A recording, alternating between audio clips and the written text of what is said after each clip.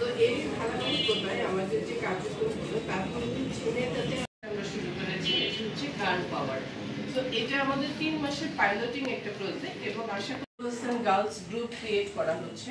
আমরা অলরেডি 3টে স্কুলে এই গার্লস গ্রুপগুলো ক্রিয়েট, এইগুলো আবার তারা পরবর্তীতে তাদের যারা সহপাঠী আছে তাদের সাথে শেয়ার করবেন, তারা আসলে কাজ করবে। তো আমরা এই কাজটা করতে গিয়ে যেটা দেখেছি যে আমরা সবাই যদি দেখি যে একজন নারী সে যদি পড়াশোনায় ভালো হয় বা একজন অ্যাডোলেসেন্ট সে যদি পড়াশোনা, এইগুলো হচ্ছে সোশ্যাল মিডিয়া সেল করার জন্য আমরা প্ল্যান করতেছি।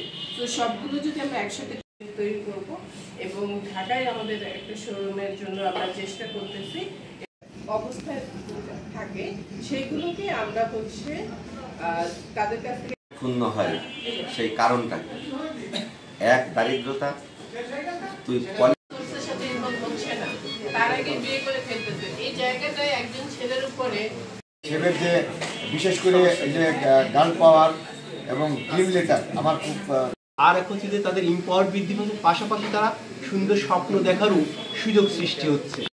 আপনি 5টা করে তৈরি করে দিবেন আমাদেরকে, কেউ হয়তো একটা সুন্দর সেলাইয়ের জিনিসগুলো করা যায় সেই জিনিসগুলোর উপরে ফোকাস করা। আর একটা বিষয়টা আমার আসলেই ভালো লেগেছে।